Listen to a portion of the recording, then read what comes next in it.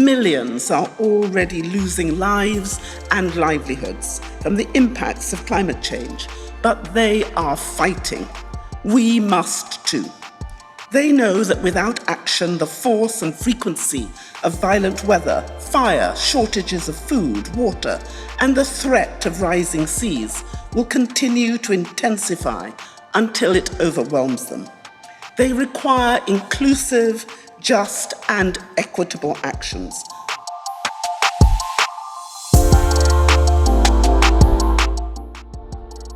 Distinguished leaders, the Commonwealth countries have a long history of commitment and contribution to addressing the challenges of the climate change.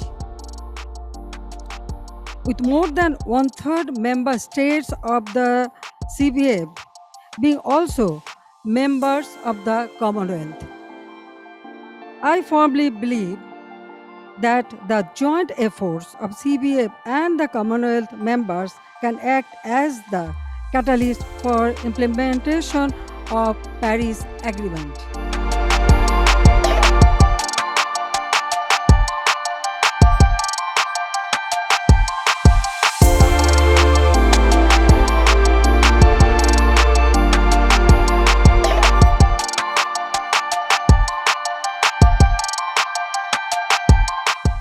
Ladies and gentlemen, Fiji is appealing to all cane-growing countries under the Commonwealth for more cooperation towards sustaining this industry, and we thank you for this platform to help make it happen. I thank you.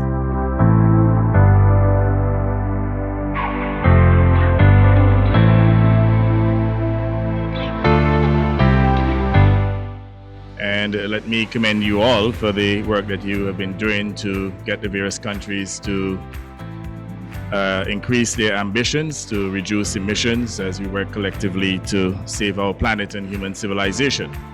I also commend the distinguished Secretary General for the Living Lands Initiative, in which she too and the Commonwealth are playing their part in literally ensuring that we protect our biodiversity and to protect human civilization. I wish to convey my gratitude and that of the delegation to the Commonwealth Secretariat in inviting us to be part of this important occasion. Similarly, I applaud all governments and organizations that have partnered to hold this Commonwealth call for action for living lands. Let me take this opportunity to thank the Commonwealth Secretariat for organizing this side event for us to share our perspective on the Secretariat's work on the call for action on land, on the living land. The government of the Republic of Namibia has taken this call very, very serious.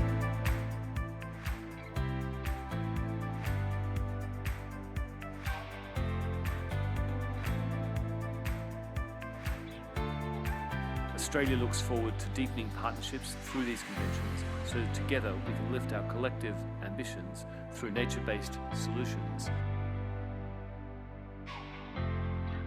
And that's why I'm personally just so excited to be working with the Commonwealth on this great initiative.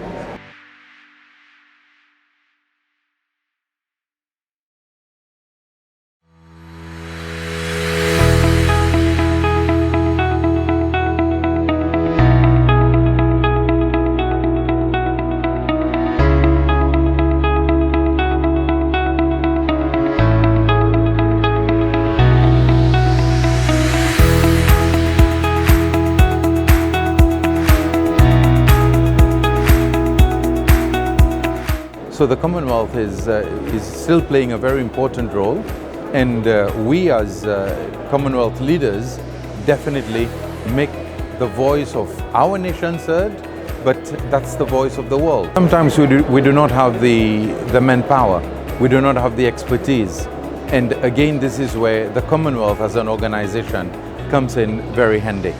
Not only handy, but comes out and shares the experience so that we can then negotiate, because they've got the experts.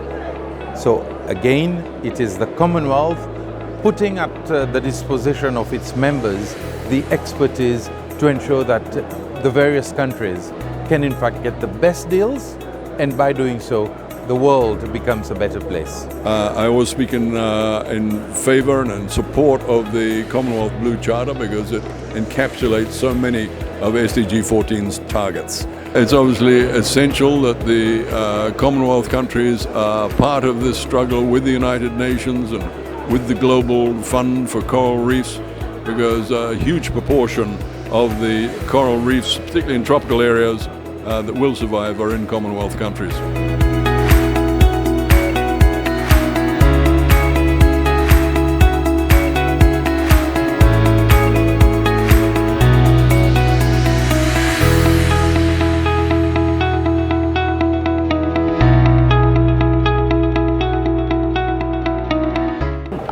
Let me begin by saying that we're very grateful for the Commonwealth Finance Access Hub, and the Maldives is going to be its newest member in the coming months.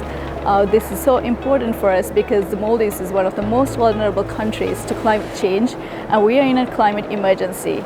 We need 1.5 just to give us a fighting chance. And the Commonwealth has been fighting it since 1989, and we came up with the Langkawi Conference. So we are taking the practical, the evidential routes that we need to put the technology and the knowledge into the hands of our member states to be the difference they need to be if we are to get there.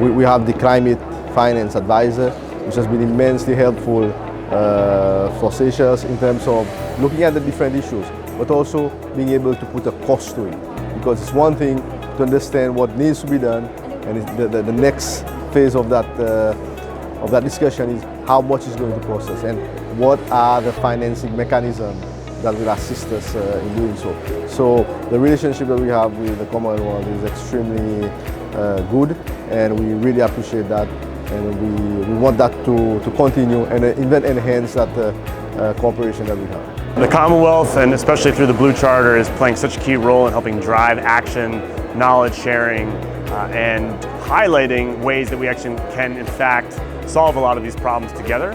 We're very happy to be a part of the Commonwealth because this allows us to learn lessons from all other member states in the Commonwealth, and is a very good use of our limited resources. We must not raise aspirations. We must deliver bold action.